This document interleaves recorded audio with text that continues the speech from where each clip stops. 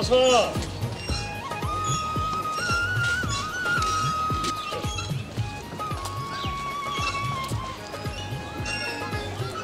আসসালামু আলাইকুম।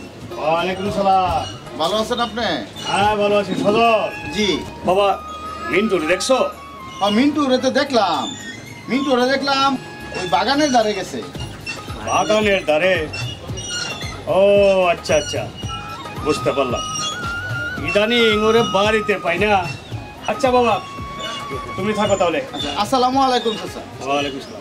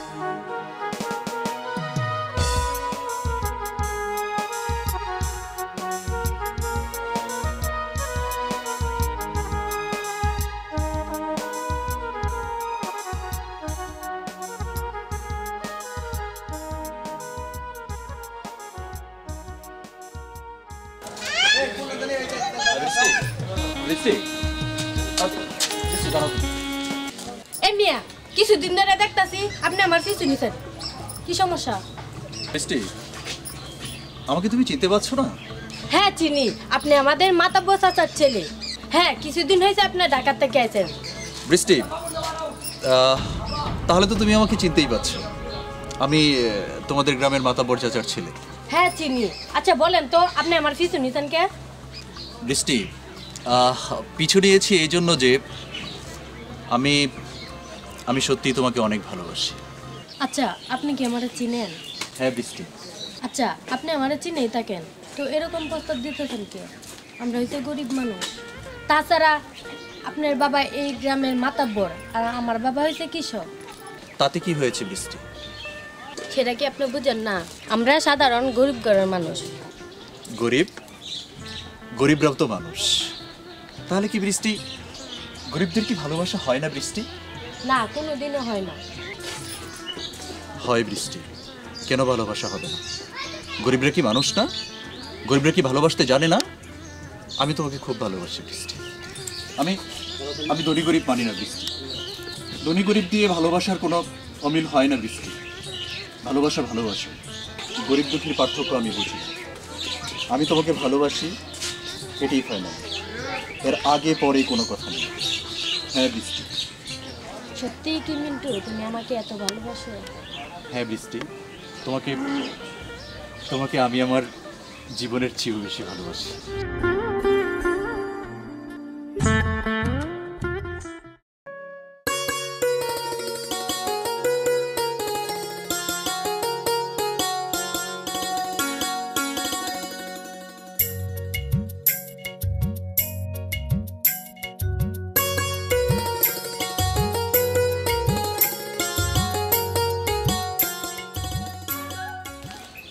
কিরে মা, আব্বা, কই যাইতাছো? আব্বা আমি একটু সাদিয়া কর বাড়িতে যাইতেছি। আচ্ছা যাও মা, তাড়াতাড়ি চলে আইসো বাড়িতে। আচ্ছা বাবা, তাড়াতাড়ি ফিরে আম।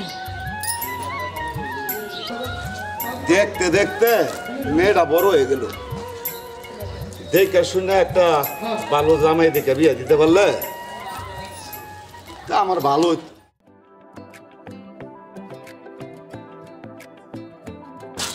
আরে বৃষ্টি, হ্যাঁ বলো। আমি তোমার খুঁজেই তো যাচ্ছিলাম। ও তাই বুঝি? হ্যাঁ শোনো, বলো। আজকে কিন্তু কোনো বাধা দিতে পারবে না। আজকে তোমাকে নিয়ে আমি পার্কে বেড়াতে যাব। আচ্ছা ঠিক আছে, চলো। বৃষ্টি শোনো, চলো পার্কের গেস্ট হাউসে যাই। আচ্ছা ঠিক আছে। একটু সময় কাটাবো। বৃষ্টি শোনো, সত্যি ভালোবাসা তো আমায় অনেক সিরিয়াস। চলো চলো চলো।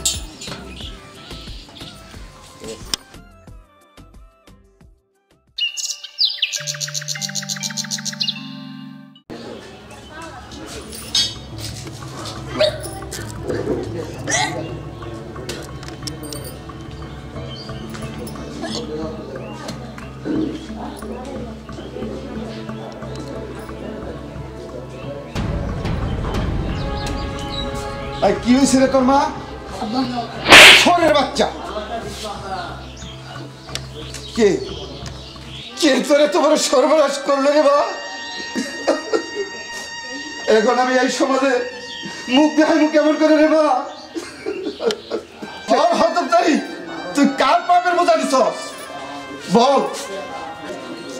বাবা মাতাব্বর কাকার ছেলে মিন্টু। কি বললে রে মা? বাবা ঠিকই বলতেছে। এটা তো কোনোদিনও ওর মাথার পরে মাইনা নিবে না রে মা। এত বড় কাজ একটা কেমন করে করলি রে মা? এই বাপের কথা তুই একটু বারো ভাবতে পারলি না? আব্বা আমি না বুঝে এরকম কাজটা করে লাগছি। মিন্টু আমার অনেক ভালোবাসে। যদি মূল মিন্টু তোকে ভালোবাসে চল মাথা পরে কাছে। মিন্টু তোর এত বড় সর্বনাশটা করতে পারলো, যা মাথা পরে কাছে বলে আসি। আমি হলাম এই গ্রামের মাতবর তো আরো আছে, কিন্তু তোমরা যে সব সমস্যা নিয়ে আমার কাছে আয়ো। আমি কি সব সমস্যার সমাধান করবার লেগে এটা বইয়া রয়েছি? আমার কোনো কাম নাই। যাক, সবই শুনছি। আমার কাছে যখন আসো তখন এটা কোনো ব্যাপার না, আমি দেখতেছি বিষয়টা, আমি দেখবো। তবে একটু কান মুখ খোলা রেখে ভাইয়া, দেখা তো ভালো না। আমি চেষ্টা করবো তোমাদেরকে বাঁচানো। আসসালামু আলাইকুম। ওয়ালাইকুম সালাম। মাতাব্বর কান তো সারছে। হ্যাঁ, কান তো সারছে। কিছু ঘটছে নাকি?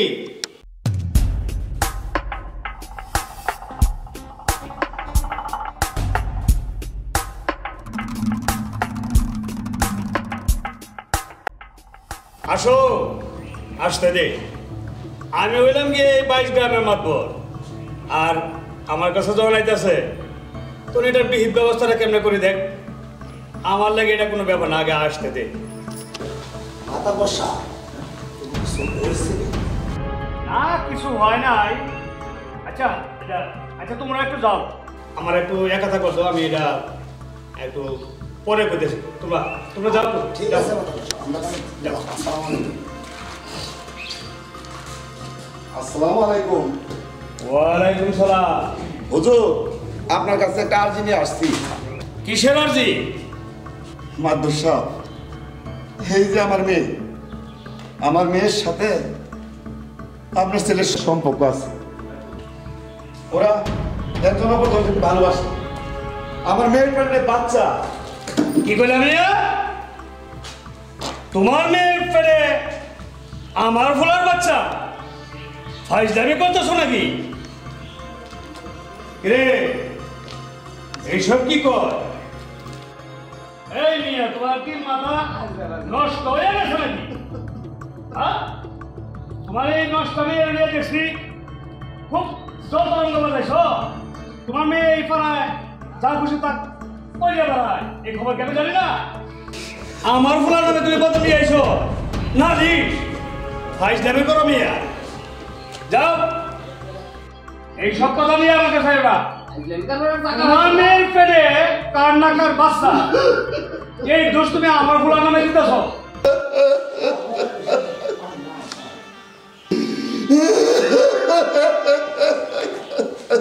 কান্নাকাটি বন্ধ করো মিয়া। যাও, নিজের বাড়ি যায় যত বড় কান্নাকাটি করো।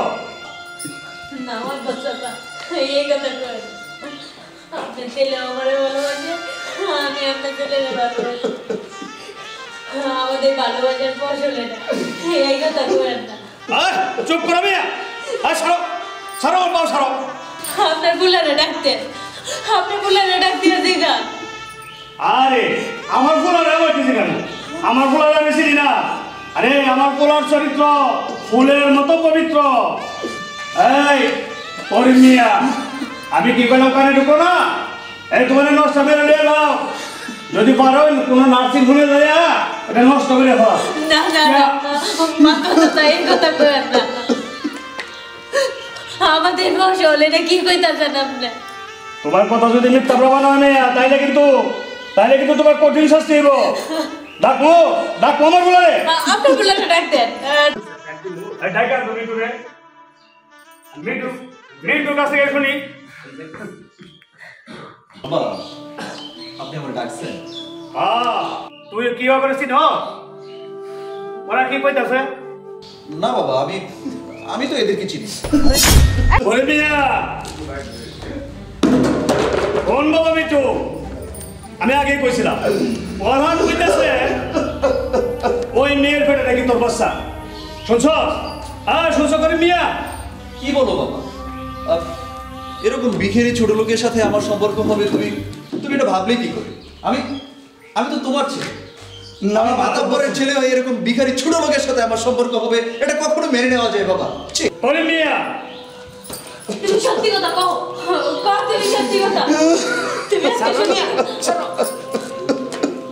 চুপ করে আছো কে গন্ডা সবাইটা জানাস না কি কইবো কি কইবো আমার বলায় কি কইবো আমি তো আগেই কইছিলাম আমার বলার মতো ভালো মানুষ এই গায়ে কিন্তু একটাও নাই শুনছ করে মিয়া আমার বলায় কি কইলো না মাতব্বর সাহেব এটা সবই সত্যি এই গ্রামের সবাই জানে আপনার ছেলের সাথে আমার মেয়ের সম্পর্ক আছে।